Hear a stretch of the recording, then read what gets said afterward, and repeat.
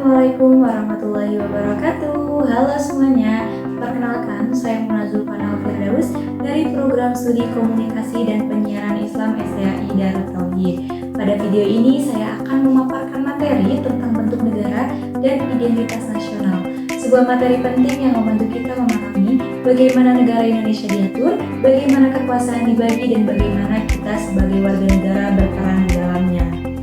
Supaya lebih mudah dipahami, pemaparannya akan saya jelaskan secara bertahap dari konsep dasar sampai penerapannya dalam kehidupan bernegara. Pertama kita masuk dulu ke pengertian bentuk negara. Menurut Gintan R. Saragi, bentuk negara bisa dilihat dari dua sudut pandang ya teman-teman. Dari sisi sosiologis, negara itu dilihat sebagai organisasi sosial yang melindungi masyarakat, sedangkan dari sisi yuridis, negara dilihat sebagai struktur formal lengkap lembaga-lembaga pemerintahannya.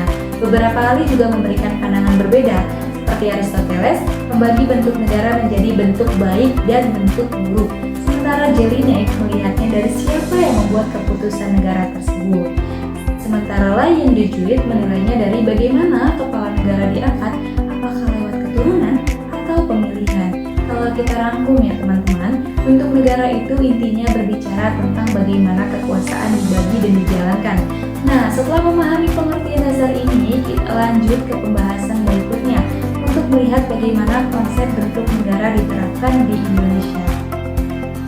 Berlanjut ke bagian berikutnya yaitu bentuk negara Indonesia. Dalam pasal 1 ayat 1 Undang-Undang Dasar 1945 disebutkan bahwa Indonesia adalah negara kesatuan yang berbentuk republik. Artinya adalah kedaulatan negara itu berada pada pemerintah pusat.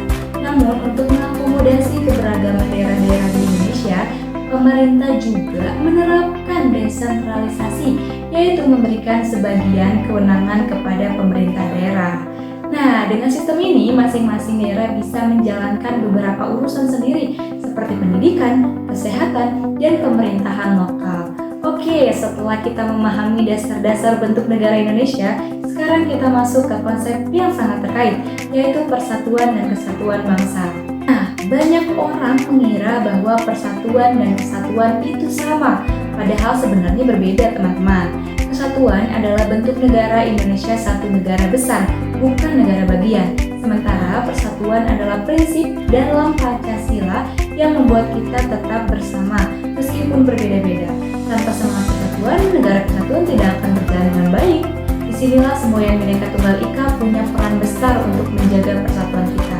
Negara juga memberikan ruang bagi daerah melalui otonomi daerah. Selanjutnya yaitu kita bahas otonomi daerah yang diatur dalam pasal 18 Undang-Undang Dasar 1945. Otonomi daerah memberikan kewenangan kepada daerah untuk mengurus sebagian urusannya sendiri.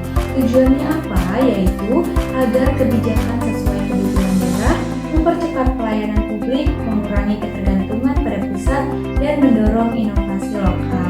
Nah, teman-teman, setelah memahami konteks otonomi daerah di Indonesia, kita naik lagi ke teori umum tentang bentuk negara yang biasanya dipelajari dalam ilmu kewarganegaraan. Sekarang kita lanjut ke klasifikasi bentuk negara. Ada dua cara melihatnya ya teman-teman. Yang pertama yaitu berdasarkan wilayah dan pembagian kekuasaannya. Ada negara kesatuan, negara federal, serikat, konfederasi. Yang kedua yaitu berdasarkan siapa yang memegang kekuasaannya. Ada republik, monarki, oligarki, demokrasi. Dari klasifikasi ini kita bisa melihat bagaimana setiap negara mengatur sistem pemerintahannya masing-masing. Nah, untuk memperdalam pemahaman kita bahas satu persatu ya teman-teman semuanya. Yang pertama, negara kesatuan. Negara ini memiliki satu konstitusi dan satu pemerintah pusat. Daerah hanya menjalankan sebagian kewenangannya saja, seperti yang terjadi di Indonesia sekarang ini. Negara kesatuan bisa bersifat sentralistik atau desentralisasi. Indonesia memilih desentralisasi untuk menyatukan keberagaman, tetapi tetap memperhatikan ciri khas daerah. Sekarang kita beralih ke negara federal. Negara federal terdiri dari beberapa negara bagian yang punya otonomi yang sangat luas. Mereka bisa membuat aturan sendiri, bahkan pajak pun bisa berbeda antar negara bagian. Contohnya seperti Amerika Serikat, Jerman, dan Australia. Kelebihannya lebih fleksibel, tapi koordinasinya lebih sulit. Setelah federal, kita masuk ke bentuk negara yang lebih longgar lagi, konfederasi. Konfederasi adalah gabungan negara merdeka yang tetap punya kedaulatannya masing-masing ya teman-teman.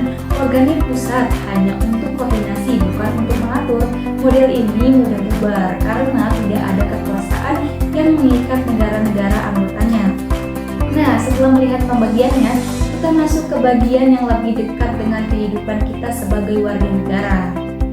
Bentuk negara itu sangat mempengaruhi identitas nasional. NKRI menjaga keutuhan bangsa Indonesia yang beragam. Identitas nasional terbentuk melalui Pancasila, Undang-Undang Dasar 1945, Bahasa Indonesia, Bendera Merah Putih, dan lagu Indonesia Raya, serta sejarah perjuangan bangsa.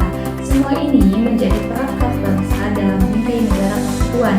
Nah teman-teman, setelah itu kita masuk ke penerapan bentuk negara dalam sistem pemerintahan Indonesia.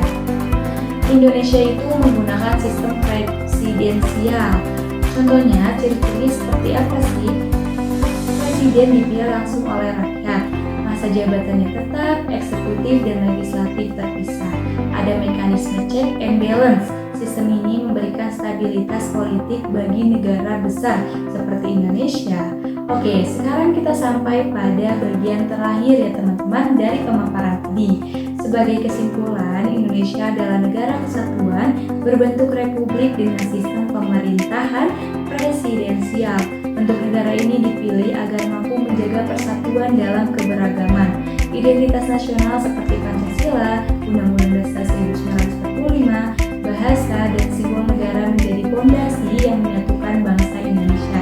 Dengan memahami bentuk negara, kita bisa mengerti bagaimana negara ini berjalan dan bagaimana peran kita sebagai warga negara. Baik, cukup mungkin dari saya. Terima kasih semuanya.